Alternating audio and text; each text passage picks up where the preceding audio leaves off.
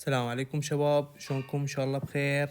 حنكمل وياكم سلسلة شرح الريسبيراتوري ديزيز، ووصلنا الى مرض اسمه هوبين كف. هوبين كف معناتها شنو هو؟ معناتها السعال الديكي. اذا سمعاني بالسعال الديكي، السعال الديكي اسمه اوبن كف. لا تلفظون الدبليو اتش، يكتبوها اوبن كف، يعني تقروها اوبن كف، الدبليو اتش ما تلفظ. زين، هسه راح نجي على شنو الاوبن كاف. اولا الاوبن كاف هو يعتبر شنو؟ از كمان اذا هو اول نقطه هو شائع. هاي النقطه الاولى. زين. and very contagious يعني معدي. يعني اذا شخص عنده مثلا خلينا نقول اوبن كاف، تمام، عنده اوبن كاف وقعد يم واحد ما عنده اوبن كاف، ممكن كلش، يعني ممكن الاحتماليه كبيره انه هذا الشخص اللي ما عنده شيء يصير عنده اوبن كاف همينه. اذا هو كلش مرض معدي. اذا contagious disease مرض معدي. هاي النقطه الاولى. اذا هاي النقطه المهمه لازم تخلوها ببالكم. النقطه الثانيه يقول لك it infects، يعني شنو هو؟ يعني يصيب منو اللي يصير عندهم انفكشن؟ منو اللي يصير عندهم هاي العدوى؟ children. اذا الوبن كاف وين يصير؟ بالاطفال. الوبن كاف يصير بالاطفال. زين، الاطفال يا عمر يقول لك من عمر سنه الى حد عمر 8 سنين. هاي النقطة الثانية. إذا النقطة الثانية أنه أكثر شيء بالتشيلدرن يصير أكثر شيء بالتشيلدرن وبين العمر سنة إلى 8 سنوات. هاي النقطة الثانية. زين. النقطة الثالثة شيء يقول لك؟ إحنا عرفنا هو very contagious، يعني أكيد يصير بالأماكن المزدحمة. إحنا قلنا النقطة هذه very contagious يعني يصير بالأماكن المزدحمة. زين، منو المزدحم أكثر؟ المدن لو القرى؟ أكيد المدن. إذا هذا الكمان أكثر شيء ينتشر بالمدن مو بالقرى. اذا this disease spread معناتها شنو هو؟ spread معناتها ينتشر in the town يعني بالمدن much more اكثر بكثير من شنو هو؟ الفيلج اللي هي القرى. ليش؟ السبب واضح. ليش لما نيجي تعليل ليش ينتشر الاوبن كاف بالمدن اكثر من بالتاون اكثر من الفيلج؟ because of شنو هو؟ crowded and air pollution، لانه مزدحمه اكثر وبيها تلوث الهواء اكثر. زين، هاي النقطة فهمناها. النقطة اللي وراها الانكيوبيشن بيريد. خلنا نعرف شنو الانكيوبيشن بيريد وبعدين نشرحها. شباب، مثلا هسه اني انصابيت اليوم انصابيت بفيروس.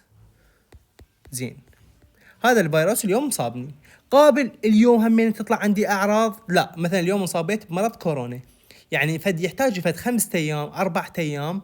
بعد 4 ايام يلا تطلع الاعراض اللي هو اقوم اكح واقوم اختنق واقوم كذا وكذا. يعني ورا 4 ايام. زين، هذه الأربعة أيام اللي صارت هاي راح نسميها incubation أو خلينا نسويها incubation period. إذن الانكيوبيشن بيريد ايش تعتبر هي الفترة بين الإصابة بالفيروس ووقت ظهور الأعراض. أول ما أصاب بالفيروس لحد ما تطلع الأعراض عندي، هاي راح نسميها incubation period. زين، اذا الانكيوبيشن بيريد اوف هوبن كاف ايش قد؟ يقول لك the incubation period of whooping cough microbe is 1 week، يعني واحد ينصاب بالبكتيريا اللي مسويت لي الهوبن كاف ورا اسبوع او اسبوعين يلا تطلع عندي الاعراض. هسه فهمنا شنو يعني اوبن كاف، او فهمنا شنو يعني انكيوبيشن بيريد. يعني هي الفتره، هي البيريود معناتها فتره. incubation معناتها فترة النقاهة. incubation period فترة النقاهة هي الفترة بين أول ما أنصاب بالفيروس لحد ما يطلع أول ظهور عندي للأعراض اللي هو يقوم يقح. زين، حلو. يقول لك this disease spread mostly during spring، يعني هذا المرض spread يعني ينتشر. خاف ما تعرفوها.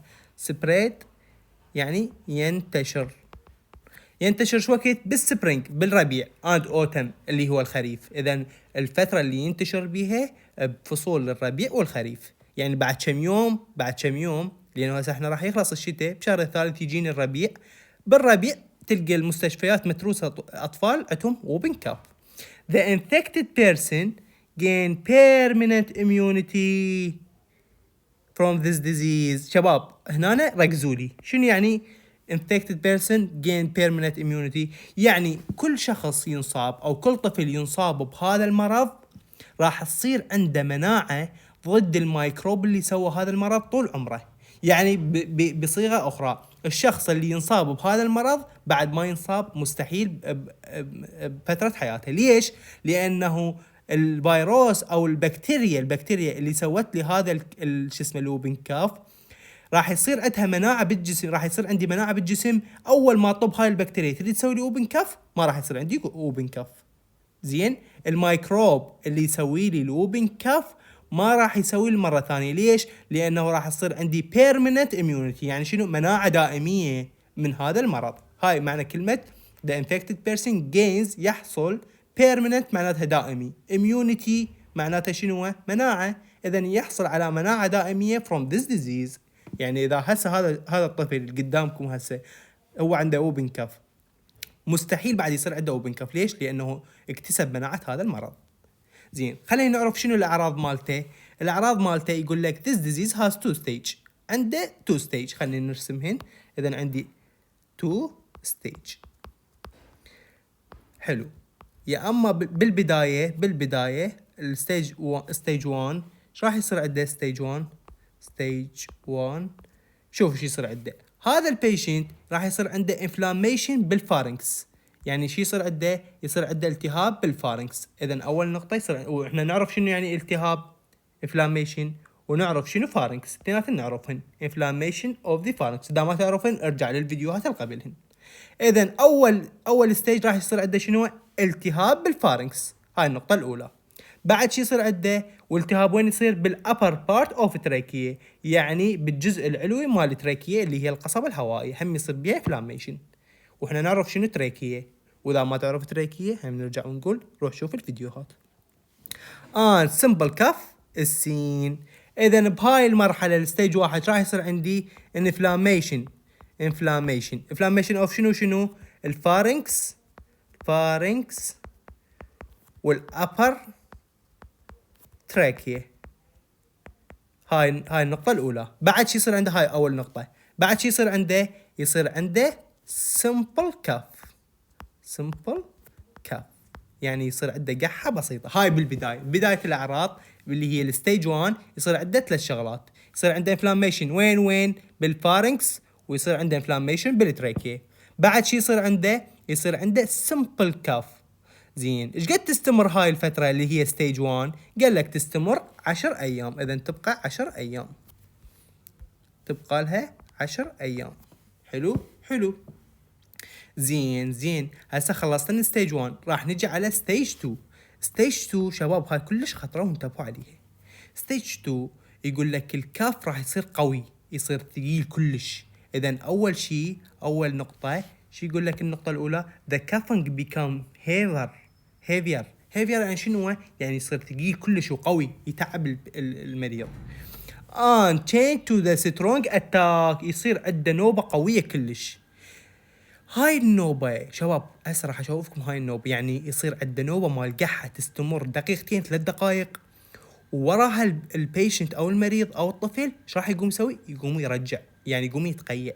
اذا الفترة هذه راح تبدي شنو؟ تبدي اول شيء خلينا نكتب هنا. هاي الستيج 2. اول نقطة الكاف يصير شنو؟ مور سترونج. هاي اول نقطة، يصير كلش قوي. زين، بعد شي يصير عنده قلنا شنو؟ بالنقطة الثانية قلنا انه يصير عنده اتاك، وراها يصير عنده اتاك. هاي الاتاك ايش بيها؟ هاي الاتاك راح تبقى لها دقيقة الى 3 دقائق، دقيقتين الى 3 دقائق. وراها يصير عنده فوميتنج معناتها شنو؟ فوميتنج معناتها يتقيأ، يعني يقوم يزوع. تمام، خلينا نشوف شنو هاي النوبة وبعدين نكمل شرح. شوفوا ايش راح يصير. شوفوا النوبة شلون راح تصير. باعوا.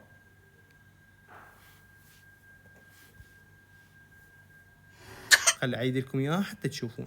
شوفوا بدا يقح قوي القحة جاي تزيد القحة تزيد، يختنق. شوفوا وشه شلون صار ازرق، وشوفوا لسانه شلون صار ازرق، اختنق فدنب. باو على لسانه مني طلع ازرق صار اسود همين، وشفايفه صار انزرق، قام ما يتنفس. اذا ايش راح يصير بهاي الاتاك، هاي النوة اللي دا تصير عنده هسه ورا هاي الاتاك راح يستمر هيك مختنق دقيقتين 3 دقائق، وراها يقوم يزوع، يقوم يتقيأ. هاي الاتاك كلش صعبه خطيه. يعني شي يصير عندهم، يصير وجهه ازرق ويصير وجهه احمر، شوف وجهه شلون صار احمر وشفايفه صار انزرق، ووراه تنتهي بشنو؟ بفوميتنج. اذا خلينا نجي نشوف. اذا شي يقول لك هسه راح نجي نكمل. يقول لك كاف قلنا شي يصير اقوى، بعد شنو؟ change to strong attack. هاي الاتاك توني شوفتكم اياها بالفيديو. this attack last 2 إلى 3 minutes، تبقى لها دقيقتين الى 3 دقائق.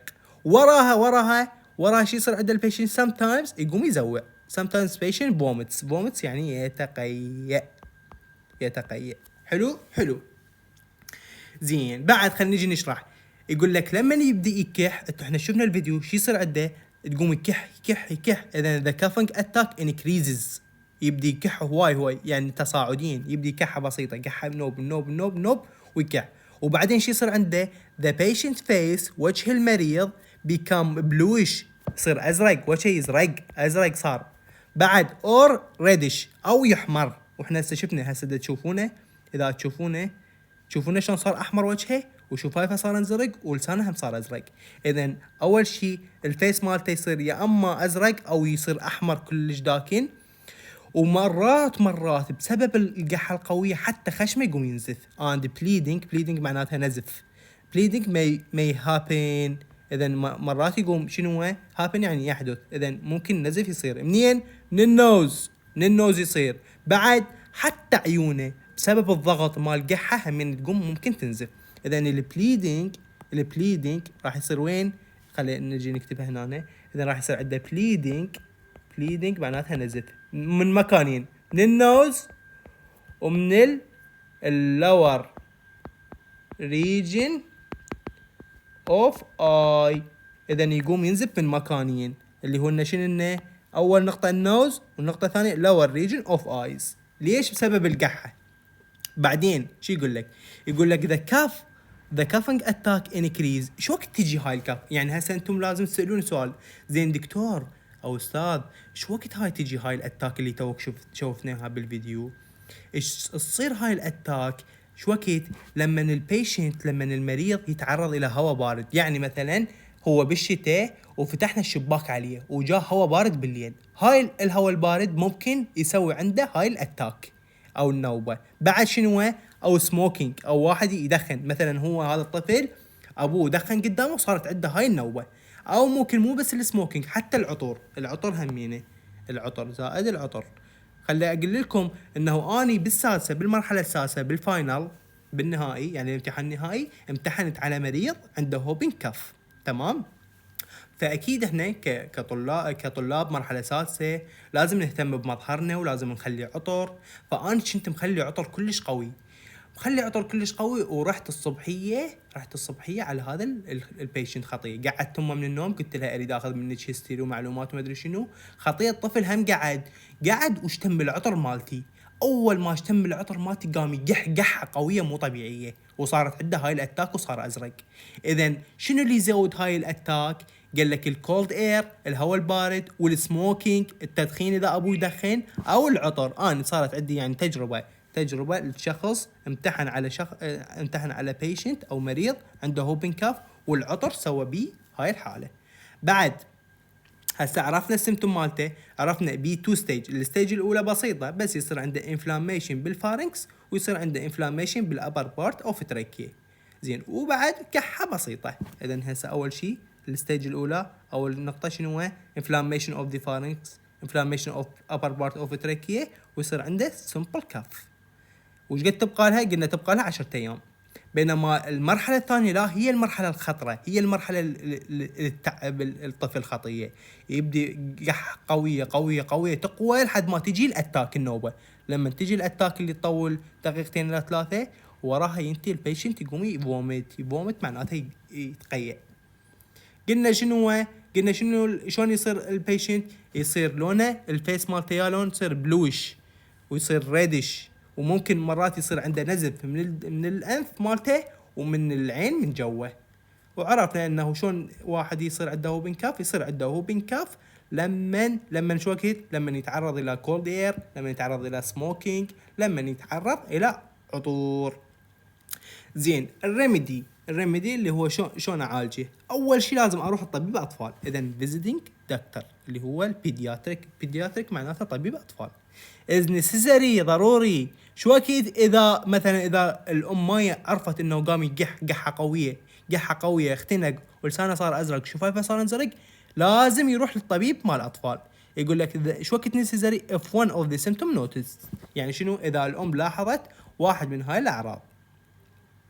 بعد احنا ايش قلنا اول نقطة اذا تتذكرون؟ قلنا هو very contagious. اول نقطة قلناها هاي النقطة الاولى، هاي النقطة اللي قلنا very contagious يعني معدي.